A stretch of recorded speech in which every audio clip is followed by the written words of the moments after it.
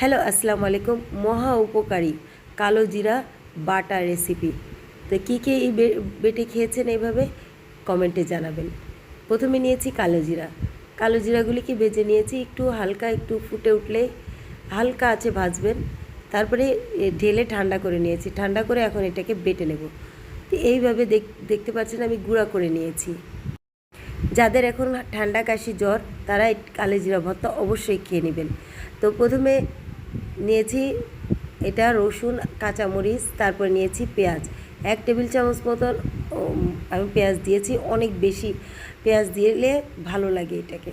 তারপরে এটা আমি এই কালো জিরা যে গুঁড়া করে রেখেছিলাম ওটার সাথে দিয়ে দিলাম।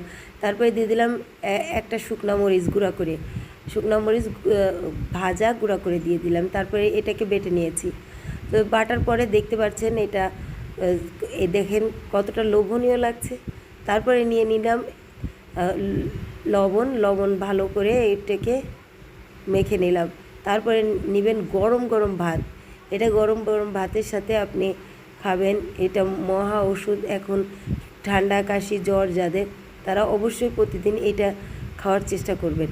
তাই এটা রোগ প্রতিরোধ ক্ষমতা বাড়ায় এবং এটা অনেক উপকারী। তো কেমন লাগলো আমার এই কালো জিরা বাটা রেসিপি? লাইক দিবেন, শেয়ার দিবেন, পাশে থাকবেন। আর এটা অবশ্যই প্রতিদিনের খাবারে রাখার চেষ্টা করবেন। এতে আপনার অনেক উপকার হবে। আল্লাহ হাফিজ।